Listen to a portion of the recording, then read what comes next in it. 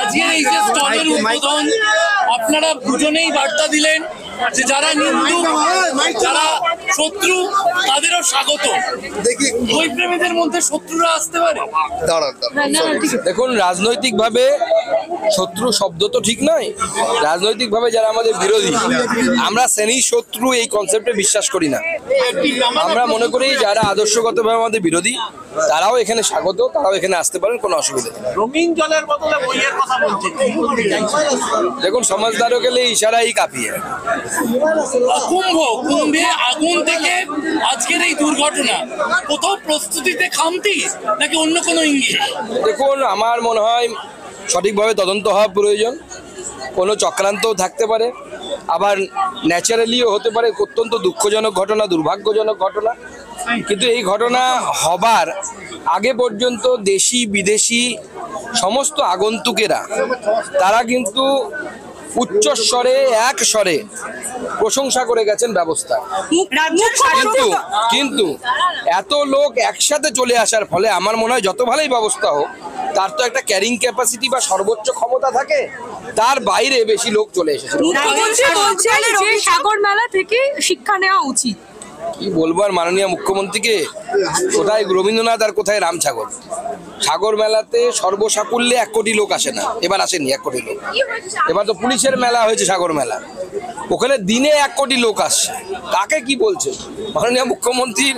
ওখানে তেমন কোনো ব্যবস্থাই নেই।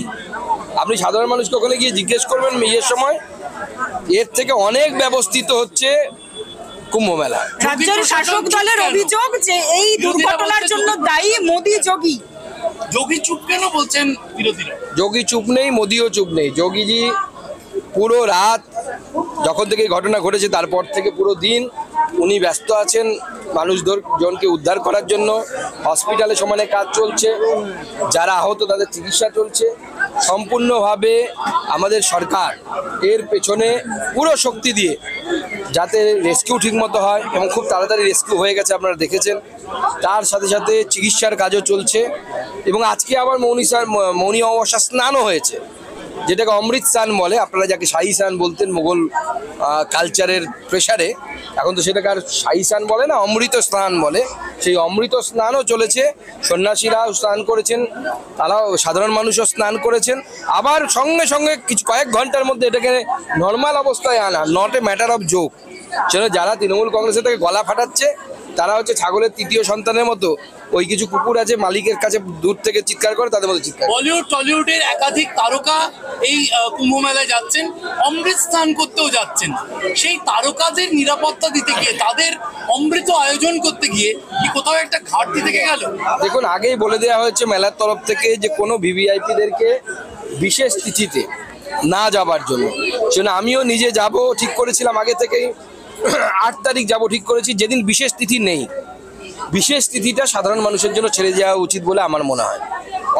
অথবা ঠিক আমি দেখছিলাম একজন সেলিব্রিটি, তিনি সাধারণ মানুষের মতো গিয়ে স্নান করেছে। আমি তার নামটা নিচ্ছি না, কিন্তু তিনি করেছেন। আমার মতে বিশেষ তিথিতে গেলে পরে সাধারণ মানুষের মতো যাওয়া উচিত, অথবা সেই দিনগুলোকে অ্যাভয়েড করা উচিত। আমি সেই জন্য ডেলিবারেটলি বিশেষ তিথিগুলোকে অ্যাভয়েড করছি এবং যাচ্ছি।